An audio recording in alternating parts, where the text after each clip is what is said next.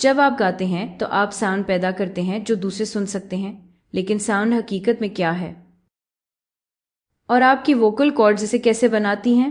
اور یہ کسی کے کان تک کیسے پہنچتی ہے؟ اور ساؤنڈ کتنی سپیڈ سے حرکت کرتی ہے؟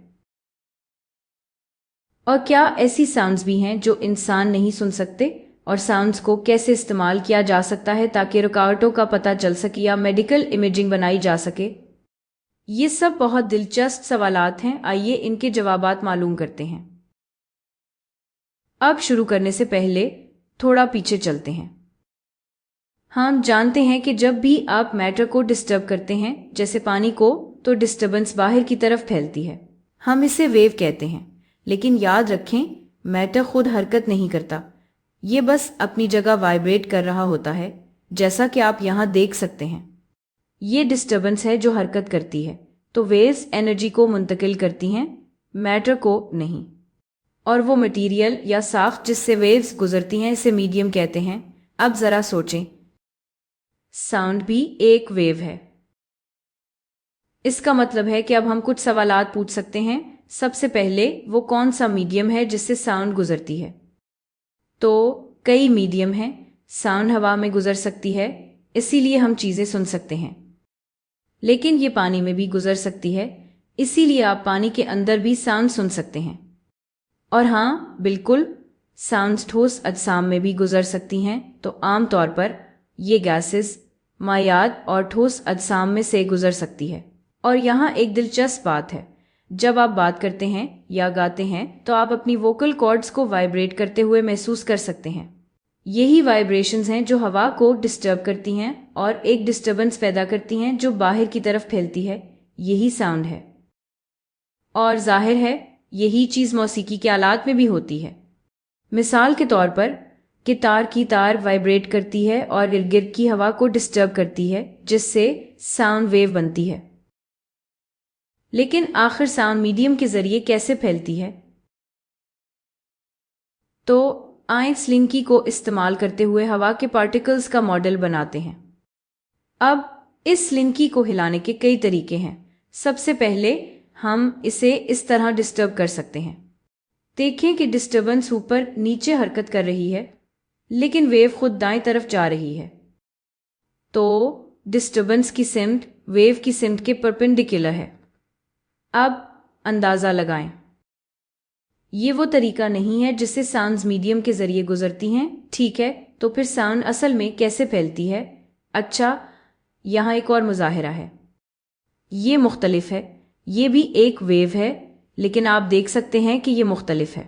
یہاں فرق یہ ہے کہ دیکھیں یہ کڑی کیسے وائبریٹ کر رہی ہے، یہ ویو کی سمت کے پیرالل وائبریٹ کر رہی ہے۔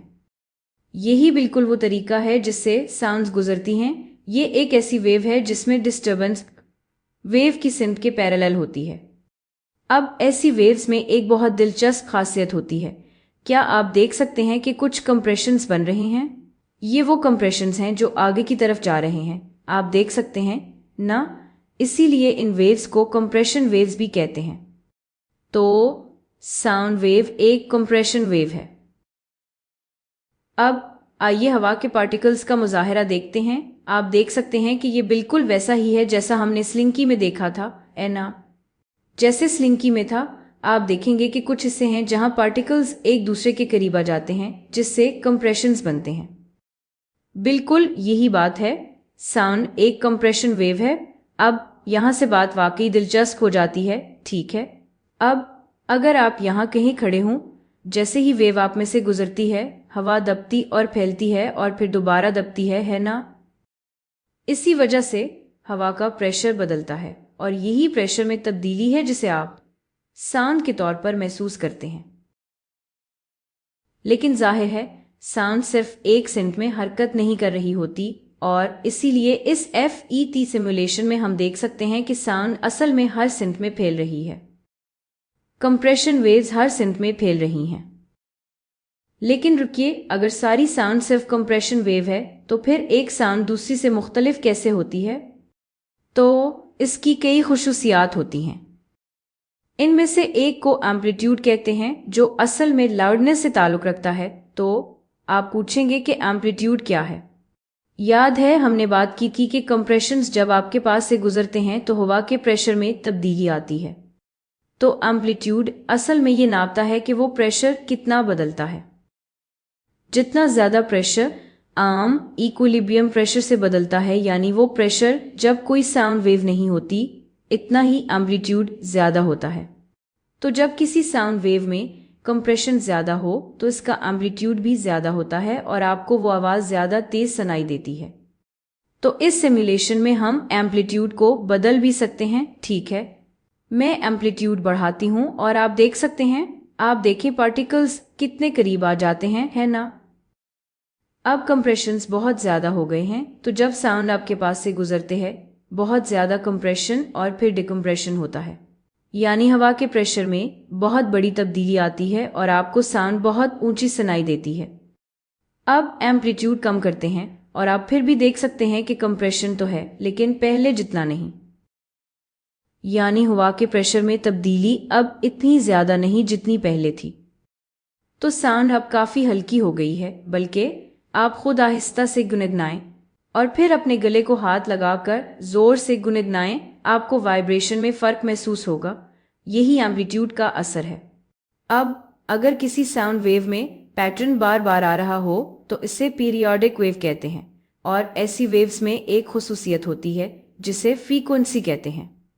ये बताती है कि एक सेकंड में कितने साइकिल्स होते हैं, या आप यूं सोच सकते हैं कि एक सेकंड में किसी जगह से कितने साइकिल्स गुजरते हैं। ठीक है, अब इस खास मिसाल में ये कम फ्रीक्वेंसी है।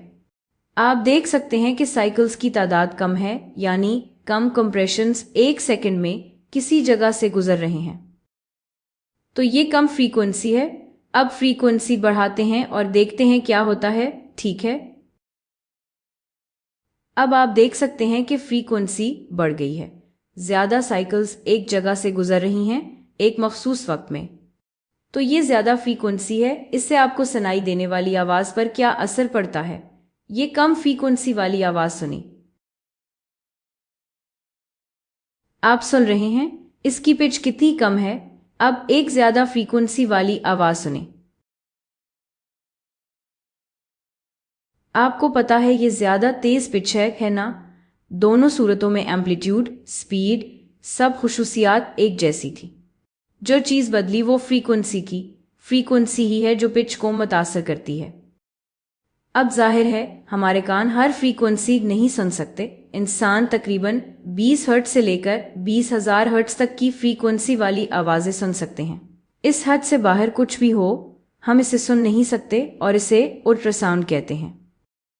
साउंड की एक और अहम खुसूसियत इसकी स्पीड है। ये असल में मापती है कि डिस्टर्बेंस कितनी तेजी से आगे बढ़ रही है। जैसे आप यहाँ देख सकते हैं कि कंप्रेशंस कितनी तेजी से हरकत कर रहे हैं। ठीक है, अब साउंड की स्पीड इस मीडियम पर मुनहसर है जिसमें डिस्टर्बेंस हरकत कर रही हो। मिसाल के तौर पर हवा में साउंड की स्पीड तकरीबन 340 मीटर फी सेकंड है। ये तकरीबन 760 मील फी घंटा बनती है। ये काफ़ी तेज़ है लेकिन लाइट के मुकाबले में बहुत आहिस्ता है।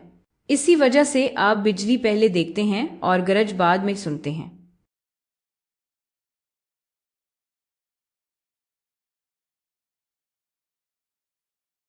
जितना आप दूर होंगे बिजली और गरजने की आवाज़ के दरमियान फ़र्क इतना ही ज़्यादा होगा। अगर आप पानी में साउंड को देखें तो वो हवा के मुकाबले में तकरीबन 4 गुना ज़्यादा तेज़ी से हरकत करती है। साउंड की स्पीड इस मीडियम पर मुनहसर करती है जिसमें वो हरकत कर रही हो। अब दूसरी वेव्स की तरह साउंड वेव्स भी सरहदों पर रिफ्लेक्ट हो सकती हैं, जैसा कि आप यहाँ देख सकते हैं, और इससे एकोज बनती हैं।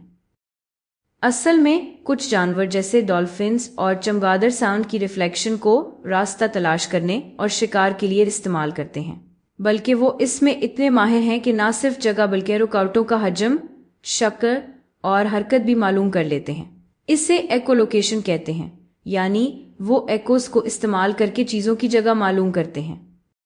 हम मेडिकल इमेजिंग में भी इसी तस्वुर को इस्तेमाल करते हैं। हम अल्ट्रासाउंड वेव्स इस्तेमाल करते हैं। हम इन्हें जिस्म में भेजते हैं और फिर ये वेव्स का कुछ हिस्सा वापस आ जाता है, कुछ गुजर जाता है और जज्ब भी हो जाता है اور یہ سب اس پر منحصر کرتا ہے کہ وہ کس قسم کے ٹشو سے گزر رہی ہیں۔ آخر میں ہم ریفلیکٹڈ ویوز کو اکٹھا کرتے ہیں، انہیں ڈیٹیکٹ کیا جاتا ہے اور پھر انہی ویوز کو تصویر بنانے کے لیے استعمال کیا جاتا ہے۔